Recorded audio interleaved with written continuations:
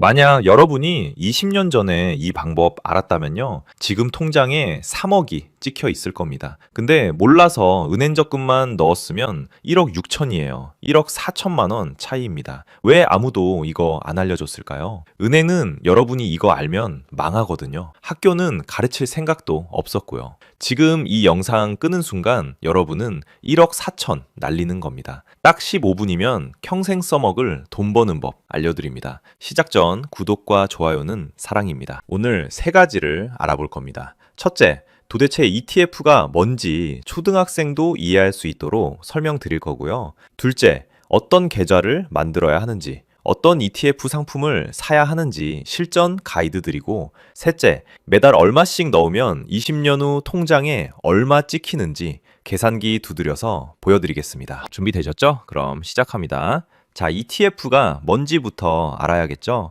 영어로 Exchange Traded Fund라고 하는데요. 한국말로 하면 상장 지수 펀드입니다. 어렵죠? 쉽게 풀어볼게요. 여러분이 과일 가게 운영한다고 상상해 보세요. 사과만 500개 사놓으면 어떻게 돼요? 사과값 떨어지면 망하죠. 근데 사과, 배, 포도, 귤, 바나나, 딸기 이렇게 100가지를 조금씩 사놓으면요. 사과가 안 팔려도 포도가 잘 팔리면 되잖아요. ETF가 딱 이겁니다. 여러 회사 주식을 한 바구니에 담아 놓은 거예요. 그 중에 하나가 망해도 나머지가 버텨주니까 안전한 겁니다. 숫자로 한번 볼까요? 금융감독원의 자료를 보면요. 개별 주식 투자자 중에 돈 번 사람이 29%래요. 10명 중 7명은 손해본다는 얘기죠. 이게 무슨 느낌이냐면요. 식당 10개를 차리면 7개는 망한다는 소리 듣는다면 식당 차리고 싶으세요? 안 차리죠. 근데 주식은 왜 하는 걸까요? 모르고 하는 거예요. 그런데 ETF는 완전히 다릅니다. 특히 S&P 500이라는 ETF가 있어요. 미국에서 제일 잘 나가는 500개 회사를 담은 건데요. 지난 20년 동안 마이너스 난 해가 딱 4번이에요. 16년은 플러스였습니다. 확률이 80%죠. 은행 적금은 어때요? 요즘 금리도 3% 주면 잘 주는 거잖아요. 1,000만 원 넣으면 1년에 30만 원을 이자로 받죠? 근데 S&P 500은 평균 12%예요. 1,000만 원 넣으면 1년에 120만 원을 버는 겁니다. 4배 차이예요. 어떤 게 현명한 선택일까요? 당연히 ETF죠. 하지만 많은 분들이 이렇게 생각하세요. 그래도 주식은 주식 아니에요? 떨어지면 손해보는 거 똑같잖아요. 맞는 말입니다. 언뜻 보면 그래요. 근데 여기 숫자가 우리를 속입니다. 삼성전자 주식을 하나만 산다고 생각해 보세요. 삼성전자가 잘 되면 좋고 문제 생기면 내 돈도 같이 문제 생기죠. 이게 개별 주식입니다. 그런데 S&P 500은요. 애플, 마이크로소프트, 엔비디아, 구글, 아마존 이렇게 미국 1등 기업 500개를 한꺼번에 사는 겁니다. 예를 들어 볼게요. 2022년 기억하시죠? 페이스북 만든 메타 주가가 무려 60% 넘게 폭락했습니다. 메타에만 몰빵한 사람은 자산이 반토막 이상 난 거죠.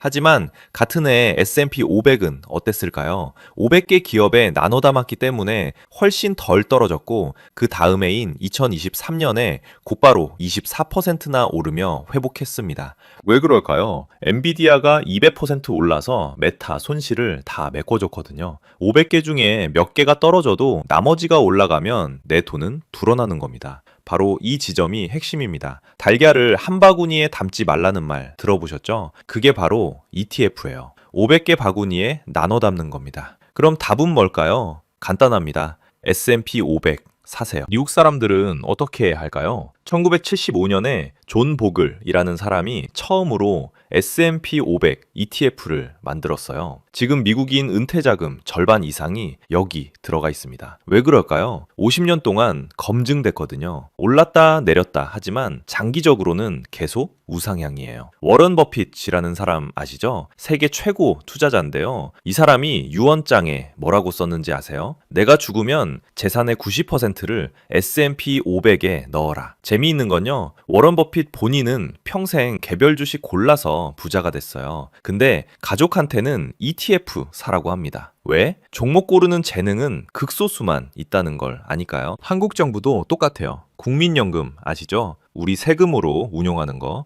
여기서 S&P 500을 40조 원어치 샀어요. 정부도 인정한 겁니다. 이게 가장 안전하고 확실하다고요. 자, 그럼 실제로 어떤 ETF를 사야 할까요? 크게 두 가지로 나뉩니다. 첫 번째, 미국 직접 상장 ETF입니다. 대표적인 게 네 가지 있어요. SPY, VOO, IVV, 그리고 SPLG입니다. 이 네 개의 차이가 뭐냐? 사실 거의 똑같아요. 다 S&P 500을 추종하니까 수익률도 거의 동일합니다. 그럼 뭘 봐야 하냐? 첫째, 한 주당 가격이에요. SPY는 한 주에 70만 원 육박하고요. VO랑 IVV도 비슷하게 65만 원에서 70만 원 사이입니다. 근데 SPLG는 8만 원 정도밖에 안 해요. 소액으로 시작하려면 SPLG가 부담 없죠. 둘째, 수수료예요. 이게 총 보수 비용률이라고 하는데요. SPY는 0.09%고 VO랑 IVV는 0.03%, SPLG는 0.02%입니다. 이게 무슨 차이냐면요. 1억을 넣었을 때 1년에 SPY는 9만 원, VO는 3만 원, SPLG는 2만 원 내는 거예요. 몇만 원 차이잖아 하실 수 있는데요. 20년 모으면 수백만 원 차이 납니다. 눈덩이처럼 불어나거든요. 장점은 뭐냐? 달러로 사니까 환율 방어가 돼요. 원화 가치가 떨어지면 달러 가치는 올라가니까 이중으로 이득이죠. 단점은 세 가지가 있습니다. 첫 번째, 환전 수수료가 들어요. 원화를 달러로 바꿔야 하니까 여기서 0.1%에서 0.2% 빠집니다. 두 번째, 밤에만 거래할 수 있어요. 미국 시장이 우리 시간으로 밤 11시 반부터 새벽 6시까지 열리거든요. 낮에 일하는 분들은 불편하죠. 세 번째, 가장 중요한 게 세금입니다. 미국 ETF는 수익이 250만 원 넘으면 22% 양도소득세 내야 돼요.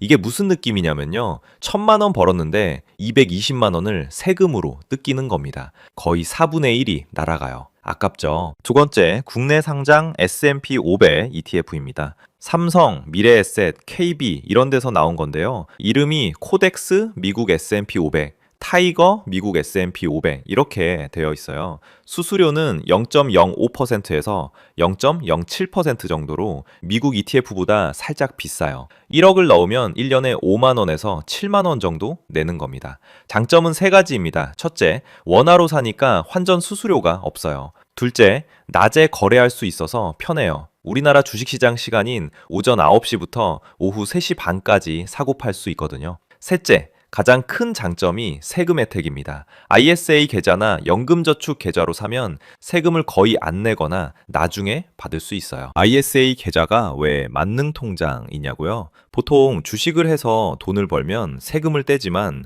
ISA는 수익의 200만 원, 서민형은 400만 원까지 세금을 단 한 푼도 안 뗍니다. 그리고 그 한도를 넘겨도 원래 15.4% 내야 할 세금을 9.9%로 깎아줘요. 거의 반값의 일이죠. 연금저축 계좌는 더 대박입니다. 지금 당장 투자하면 연말정산 때 최대 148만 원까지 돈을 돌려받고요. 세금은 지금 안 내고 나중에 나이 들어서 연금 받을 때 아주 조금 3.3에서 5.5%만 내면 됩니다. 이걸 숫자로 비교해 볼까요? 미국 주식을 직접 사서 1000만 원을 벌면 세금으로 165만 원을 내야 해요. 그런데 ISA에서 국내 상장 ETF로 사면 세금이 79만 원 정도로 확 줄어듭니다. 앉은 자리에서 86만 원을 버는 거예요. 이 돈이면 최신형 스마트폰이 하나 공짜로 생기는 셈이죠. 에이, 그래도 미국 직구가 환율 오를 때 이득 아니야? 라고 생각하시죠? 아닙니다. 국내 상장된 미국 ETF도 환율을 그대로 따라갑니다. 달러 값이 오르면 여러분의 ETF 가격도 똑같이 올라요. 환전 수수료까지 아끼면서 환율 이득은 똑같이 챙기는 거죠. 밤잠 설치며 미국 시장을 안 봐도 되니까 몸도 마음도 편합니다. 세 번째, 배당금 ETF도 있습니다. SCHD라는 게 있는데요. 흔히 슈드라고 불러요. 이건 배당금을 많이 주는 미국 기업 100개를 모은 겁니다. 연 배당률이 3%에서 4% 정도 되거든요. S&P 500은 1.5% 정도니까 2배 이상이죠. 장점은 매 분기마다 배당금이 통장에 들어오니까 현금 흐름이 생겨요. 은퇴하고 나서도 월급처럼 받을 수 있죠. 단점은 주가 상승률이 S&P 500보다 조금 낮아요. 배당 많이 주는 회사들은 성장이 느린 경우가 많거든요. 그리고 이것도 미국 ETF니까 22% 양도소득세는 똑같이 내야 해요. 그런데 여러분, 배당주의 진짜 무서운 힘이 뭔지 아세요? 바로 배당 성장입니다. SCHD는 단순히 지금 3%를 주는 게 아니라 매년 배당금 자체를 늘려주는 기업들을 담고 있어요. 지금 사서 10년, 20년 묵혀두면 여러분이 넣은 원금 대비 배당률이 10%, 20%로 불어날 수도 있습니다. 이게 바로 배당연금의 핵심이죠. 그럼 뭘 선택하면 좋을까요? 젊으신 분들, 20대, 30대는요. 국내 상장된 S&P 500을 ISA 계좌로 사세요. 세금의 혜택이 엄청나거든요. 장기로 갈 거니까 수수료 몇만 원 차이는 세금 절세로 다 메꿔집니다. 40대, 50대도 마찬가지예요. 연금저축 계좌로 국내 상장 S&P 500을 사시면 세액 공제도 받고 노후 준비도 되고 일석이조죠. 미국 직구 ETF는 언제 좋으냐? 그때는 달러 자산을 직접 보유한다는 느낌으로 미국 ETF를 사는 것도 괜찮습니다. 배당 ETF는요, 50대 후반, 60대 이상이거나 지금 당장 현금 흐름이 필요하신 분들은 SCHD 같은 거 20%에서 30% 섞으시면 됩니다. 나머지 70%는 S&P 500으로 가시고요. 말보다 숫자가 더 명확하죠. 실제로 계산해 볼게요. 이번엔 보수적으로 잡아볼게요. 시나리오 A입니다. 은행 적금에 매달 50만 원씩 20년 넣으면요. 금리 3%로 계산하면 약 1억 6,400만 원 듭니다. 시나리오 B입니다. S&P 500에 똑같이 매달 50만 원씩 20년 넣는데요. 이번엔 보수적으로 연평균 8%로 잡아볼게요. 과거 20년 평균이 12%지만 앞으로는 좀 낮을 수 있으니까요.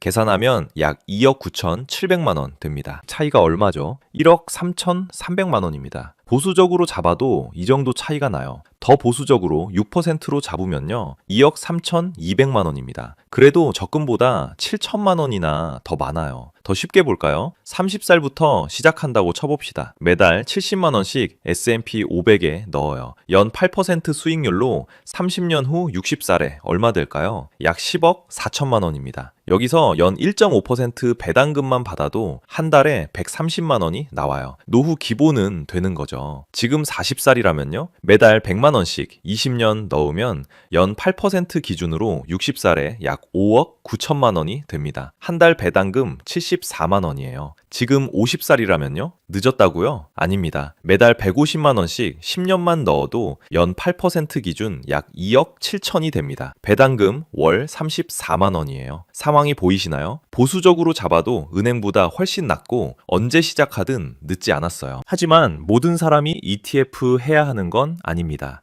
세 가지 예외가 있어요. 첫 번째, 3년 안에 큰 돈 쓸 일이 있으면 하지 마세요. 결혼자금, 전세자금, 자녀 학자금 이런 거면요. 그냥 은행 적금 넣으세요. 단기로는 20% 떨어질 수도 있거든요. 원금 보장이 우선입니다. 두 번째, 빚이 있으면 빚부터 갚으세요. 대출이자가 5%인데 ETF로 12% 벌겠다? 위험한 생각이에요. 빚 없는 게 먼저입니다. 세 번째, 생활비도 없는데 투자하지 마세요. 최소 6개월 생활비는 통장에 현금으로 있어야 해요. 그게 안전망입니다. 그 이후에 남는 돈으로 ETF 시작하세요.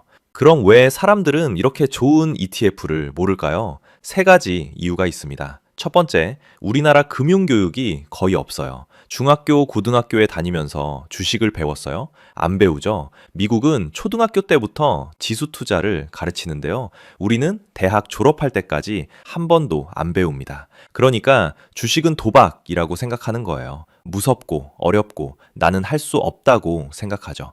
두 번째, 은행이 안 알려줘요. 왜 그럴까요? 여러분이 ETF를 사면 은행은 돈을 못 벌거든요. 적금을 넣어야 은행이 이자 마진을 남기죠. 그래서 창구 가면 적금하세요 하지 ETF 하세요 안 합니다. 세 번째, 유튜브 영상들이 너무 어려워요. 공포탐욕지수, 볼린저 밴드, RSI 이런 용어부터 나오면 초보자는 그냥 꺼버리잖아요. 진입 장벽을 높이는 거예요. 그래서 오늘은 그런 어려운 용어 하나도 안 쓰고 초등학생도 이해할 수 있게 풀어드리는 겁니다. 자, 그럼 실제로 어떻게 사는지 알려드릴게요. 세 가지만 기억하세요. 첫 번째, 계기판, 나이별 투자 금액입니다. 20대라면요, 월급의 20%를 ETF에 넣으세요. 월급 200만 원이면 40만 원이에요. 30대는 30%, 40대는 40%, 이렇게 나이 따라 비율 올리는 겁니다. 왜? 젊을수록 시간이 많으니까 조금만 넣어도 되고, 나이 들수록 시간이 없으니까 많이 넣어야 하거든요. 두 번째 계기판, 한 번에 넣지 말고 나눠 넣기입니다. 목돈 1,000만 원이 있다고 칩시다. 오늘 당장 다 넣지 마세요. 12개월로 나눠서 매달 83만 원씩 넣으세요. 왜? 오늘이 고점일 수도 있거든요. 나눠 넣으면 가격 평균 내는 효과가 있습니다. 이게 뭐랑 비슷하냐면요, 김장김치 담글 때 배추를 한꺼번에 다 사면 비쌀 때 살 수도 있잖아요. 근데 조금씩 나눠 사면 평균 가격 맞출 수 있죠. 그거예요. 세 번째 계기판, 자동 이체 설정입니다. 증권 앱에서 자동 적립식 매수를 신청하세요. 매달 5일, 15일, 25일 중에 편한 날로 골라서요. 그럼 알아서 자동으로 사줍니다. 왜 자동이 중요하냐? 사람은 감정이 있거든요. 주가 떨어지면 오늘은 무섭다 하고 안 사고, 주가 오르면 비싸다 하고 안 사요. 그러다 타이밍 놓쳐요. 기계는 감정 없이 딱딱 사니까 좋은 겁니다. 오늘 배운 내용 요약해 드릴게요. ETF는 500개 회사 주식 모음이다. S&P 500은 50년 검증됐다. 매달 나눠 넣고 20년 버티면 역사적으로는 연평균 10에서 12%씩 올랐고, 보수적으로 잡아도 은행보다 몇 배는 더 법니다. 지금 당장 시작하세요. 오늘 점심시간에 증권 앱 하나 깔고요, ISA 계좌 만드는데 딱 10분이면 됩니다. 라면 끓이는 시간이에요. 10년 후 여러분은 두 부류로 나뉩니다. 그때 시작하길 진짜 잘했다 하는 사람과 그때 좀 알아볼 걸 하면서 후회하는 사람, 어느 쪽이 되고 싶으세요? 선택은 지금 이 순간 여러분 손에 달려 있습니다. 오늘의 보통의 경제학 내용 좋으셨다면 구독, 좋아요 부탁드립니다. 감사합니다. 당신은 지금 이 순간에도 돈을 잃고 있습니다. 아무것도 안 했는데 앉아만 있어도 매달 8만 원 정도가 통장에서 증발하고 있어요. 1년이면 약 100만 원입니다. 에이, 무슨 소리야. 내 돈 그대로인데 라고 생각하셨죠? 맞아요. 은행 앱 켜보면 잔액은 그대로 3천만 원 찍혀 있을 겁니다. 숫자는 안 줄었죠. 하지만 가치가 녹고 있습니다. 20년 전 자장면 가격 기억하시나요? 그때 3,000원으로 먹던 자장면 지금은 10,000원 줘야 합니다. 똑같은 3천만 원을 은행에만 넣어두면 20년 뒤 여러분의 노후 자금은 지금의 절반 수준의 힘밖에 못 씁니다. 은행 직원이 이 얘기 해주던가요? 절대 안 합니다. 왜냐하면 여러분이 이 사실을 깨닫고 돈을 빼서 투자를 시작하면 은행은 장사를 못 하거든요. 오늘 이 영상 끝까지 보세요. 가만히 있으면 반토막날 3천만 원을 10년 후 7천만 원으로 불리는 가장 현실적인 플랜을 공개합니다. 시작 전 구독, 좋아요 부탁드립니다. 오늘 우리는 은행이 숨기는 3가지 진실을 마주할 거예요. 첫째, 은행에 돈을 넣어두면 왜 실제로는 손해를 보는지 알아보고, 둘째, 그럼 3천만 원을 한 번에 다 투자해야 하는지 아니면 나눠서 넣어야 하는지 알고, 마지막으로 어떤 상품에 어떻게 넣어야 하는지 구체적인 플랜을 드리겠습니다. 자, 그럼 첫 번째부터 시작해 볼까요? 도대체 왜 은행에 넣어두면 손해라는 걸까요? 여러분이 5년 전에 햄버거를 5,000원에 샀어요. 그런데 지금은 10,000원이에요. 햄버거가 비싸진 걸까요? 아니에요. 여러분 지갑 속 10,000원짜리 가치가 떨어진 거예요. 마치 스마트폰 배터리가 시간이 지날수록 금방 닳는 것처럼 돈도 시간이 지나면 살 수 있는 게 줄어들어요. 2025년 12월 기준으로 우리나라 물가 상승률이 연간 2.1%예요. 매년 물가가 2%씩 오르는 거죠. 그럼 은행 예금 금리는 어떨까요? 지금 은행 가면 연 3% 정도 줘요. 언뜻 보면 괜찮아 보이죠? 근데 여기서 세금을 떼야 해요. 이자 소득세 15.4%를 떼면 실제로 손해 지는 건 2.5% 정도밖에 안 돼요. 자, 계산해 볼까요? 물가는 2.1% 오르는데 내가 받는 실제 이자는 2.5%예요. 겨우 0.4% 남는 거죠. 그것도 최선의 경우고요. 실제로는 거의 본전이거나 오히려 마이너스예요. 마치 러닝머신 위에서 뛰는데 벨트가 뒤로 움직이는 속도가 더 빠른 거나 마찬가지예요. 열심히 뛰는 것 같은데 실제로는 뒤로 밀려나고 있는 거죠. 더 무서운 건 이거예요. 3천만 원을 은행에 넣어두면 1년의 이자로 약 63만 원 정도 받아요. 근데 같은 기간 물가 상승으로 3천만 원의 구매력은 63만 원어치 줄어들어요. 결국 제자리 걸음인 거죠. 10년 후엔 어떻게 될까요? 명목상으로는 여전히 3천만 원이지만 실제로 살 수 있는 건 10년 전 2,600만 원 정도밖에 안 돼요. 그럼 이런 질문이 나올 수밖에 없죠. 은행이 이 모양이면 대체 어디에 넣어야 하냐? 미국 주식시장을 한번 봐볼까요? S&P 500 지수를 보면 1957년부터 지금까지 평균적으로 1년에 약 10%씩 올랐어요. 물가를 빼고 나면 실질 수익률이 약 7%예요. 은행 예금이 0% 근처인 것과 비교하면 엄청난 차이죠. 그런데 말이에요. 지금쯤 여러분 머릿속에 이런 생각이 떠오르고 있을 거예요. 지금 주식시장이 너무 비싼 거 아니야? 지금 들어가면 고점 아니야? 맞아요. 정말 중요한 질문이에요. 실제로 지금 미국 주식시장은 역사적으로 봐도 비싼 편이거든요. 그럼 얼마나 비싼지 어떻게 알 수 있을까요? 전문가들이 사용하는 측정 도구가 있어요. 케이프 비율이라는 게 있어요. 쉽게 말하면 주식 가격이 기업 이익에 비해 얼마나 비싼지를 보는 거예요. 마치 아파트 가격을 월세로 나눠보는 것처럼요. 2025년 12월 기준으로 이 비율이 약 40배예요. 역사적 평균이 17배 정도니까 지금 2배 이상 비싼 거죠. 이렇게 비쌌던 적이 딱 2번 있었어요. 1929년 대공황 직전하고 2000년 닷컴 버블 때요. 둘 다 그 후에 큰 폭락이 왔었죠. 페이프 지수가 40이라고 해서 내일 당장 폭락한다는 뜻은 아닙니다. 2021년에도 38을 넘었지만 시장은 더 올랐거든요. 하지만 현재 가격이 싸지 않다는 경고등으로 이해해야 합니다. 버핏 지수라는 것도 있어요. 주식시장 전체 가치를 나라 경제 규모로 나눈 거예요. 지금 이게 220%예요. 정상이 100% 정도인데 2배가 넘는 거죠. 마치 체중이 70kg인 사람이 150kg으로 찐 것 같은 상태예요.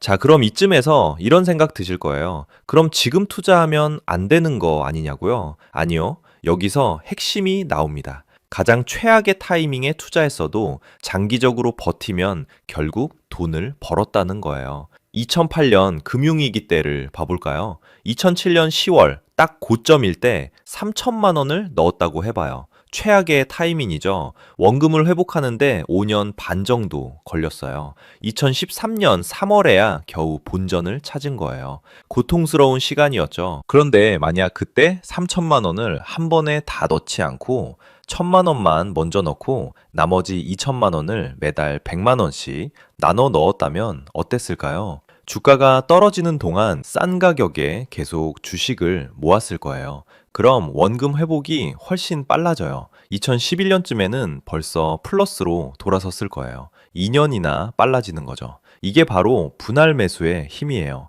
마치 장을 볼 때 한꺼번에 사지 말고 세일할 때마다 조금씩 사는 것처럼요. 주가가 내려가면 좋아요. 같은 돈으로 더 많은 주식을 사는 거죠. 주가가 올라가면 그것도 좋아요. 이미 산 주식 가치가 오르는 거니까요. 그럼 이렇게 물어보실 수 있어요. 그럼 아예 한 번에 안 넣고 전부 다 나눠 넣는 게 제일 안전한 거 아니야? S 세계 최대 자산운용사 뱅가드의 연구에 따르면 미국, 영국, 호주 시장 데이터 분석 결과 약 67에서 68%의 확률로 거치식 투자가 분할 매수보다 수익률이 높았다고 합니다. 왜 그럴까요? 주식 시장은 장기적으로 올라가거든요. 그럼 돈을 빨리 넣을수록 그 상승분을 더 많이 누리는 거죠. 마치 나무를 심는 것처럼요. 빨리 심을수록 빨리 크잖아요. 나중에 심으면 그만큼 성장 기간을 놓치는 거예요. 하지만 여기서 중요한 게 있어요. 투자는 숫자 게임이 아니에요. 사람의 마음이 개입되는 거거든요. 3천만 원을 한 번에 넣었는데 다음날 10% 떨어지면 심장이 철렁하죠. 300만 원이 날아간 거니까요. 그럼 공포에 질려서 팔아버릴 수도 있어요. 이게 제일 위험한 거예요. 그래서 제가 드리는 전략은 이거예요. 둘 다 섞는 거예요. 3천만 원 중에서 절반인 1,500만 원은 지금 당장 넣으세요. 그럼 주식시장이 오를 때 그 혜택을 바로 받을 수 있어요. 나머지 1,500만 원은 10달에서 15달에 걸쳐서 매달 100만 원씩 나눠 넣는 거예요. 이렇게 하면 고점 매수 위험도 줄이고 시장 상승도 놓치지 않아요. 좋아요. 그럼 이제 두 번째 질문으로 넘어갈게요. 도대체 어떤 상품에 넣어야 할까요? S&P 500이 기본이에요. 미국 대표 기업 500개에 분산 투자하는 거죠. 애플, 마이크로소프트 같은 기술주도 있고, 코카콜라 같은 음료 회사도 있고, 은행도 있고, 병원 관련 회사도 있어요. 마치 영양소가 골고루 들어간 식단 같은 거예요. 어느 한 산업이 망해도 타격이 적어요. 그럼 나스닥 100은 어떨까요? 이건 기술주 중심이에요. S&P 500보다 변동성이 커요. 오르락 내리락이 심하다는 거죠. 대신 수익률은 더 높아요. 최근 10년간 S&P 500이 연 12% 올랐다면 나스닥 100은 연 18% 올랐어요.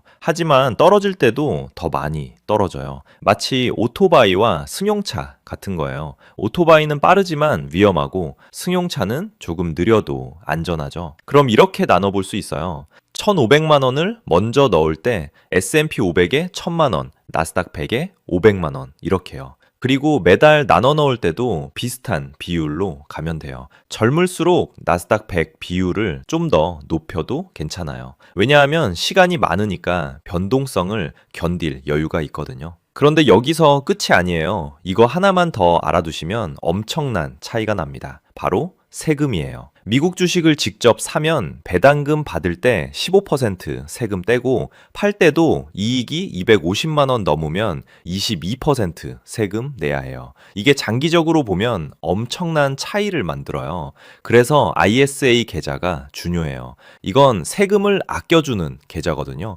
1년에 200만 원까지 이익이 나도 세금을 안 내요. 넘어가는 부분도 9.9%만 내면 돼요. 일반 계좌의 절반도 안 되는 거죠. 게다가 손실과 이익을 합쳐서 계산해줘요. A 주식에서 500만 원 벌고 B 주식에서 300만 원 잃으면 순이익 200만 원에 대해서만 세금 내는 거예요. 일반 계좌는 원 500만 원에 대해 세금을 내야 하는데 말이죠. 다만 ISA 계좌에서는 미국 주식을 직접 살 수는 없고 한국 거래소에 상장된 미국 지수 추종 ETF를 사야 한다는 점은 알아두시면 좋습니다. 자, 이제 지금까지 말씀드린 걸 실전으로 옮길 시간이에요. 구체적인 플랜을 드릴게요. 3천만 원이 있고 매달 90만 원씩 저축할 수 있는 분 기준이에요. 먼저 ISA 계좌를 만드세요. 그리고 3천만 원 중에서 1,500만 원을 S&P 500 추종하는 국내 상장 ETF로 바로 사세요. 타이거 미국 S&P 500이나 AC 미국 S&P 500 같은 거요. 환노출형으로 사면 달러 투자 효과도 누릴 수 있어요. 나머지 1,500만 원은 통장에 넣어두고 매달 100만 원에서 150만 원씩 10달에서 15달에 걸쳐서 추가 매수하세요. 주가가 떨어지는 달엔 기분 좋게 세일 기간이라고 생각하고 사는 거예요. 다만 주의할 점, ISA는 아직 1년에 2천만 원까지만 넣을 수 있어요. 만약 1,500만 원을 먼저 넣었다면 2025년에는 500만 원까지만 더 넣을 수 있으니 나머지 돈은 올해 1월에 넣거나 일반 계좌를 활용하는 센스가 필요합니다. 매달 저축하는 90만 원은 어떻게 할까요? 청년 도약 계좌 같은 정부 지원 상품 있으면 그건 그대로 유지하세요.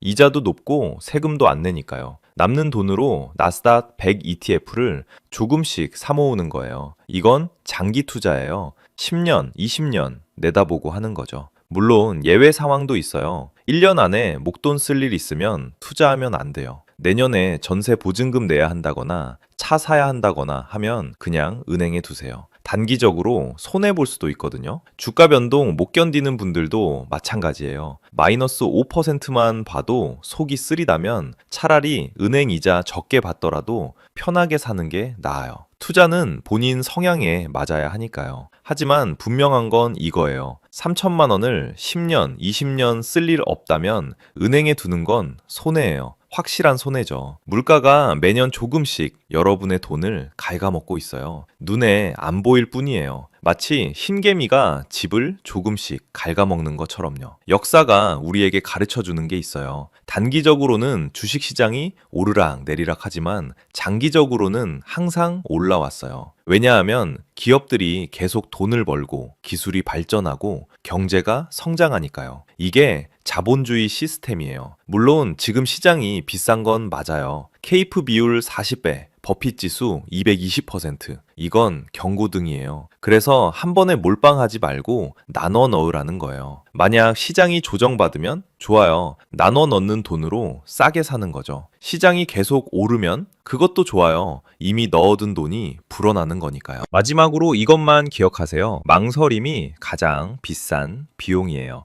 3천만 원을 은행에 1년만 더 놔둬도 실질적으로 60만 원 손해예요. 5년이면 300만 원이고요. 그 시간 동안 주식시장이 오르면 기회비용까지 합치면 손실이 어마어마해져요. 여러분의 3천만 원이 10년 후, 20년 후 어떻게 될지는 오늘 여러분이 어떤 결정을 내리느냐에 달려 있어요. 은행에 두고 천천히 녹아내리게 할 건가요? 아니면 시장에 넣고 경제 성장과 함께 불려갈 건가요? 선택은 여러분 몫이에요. 오늘 영상 좋으셨다면 보통의 경제학 구독, 좋아요 부탁드립니다. 감사합니다.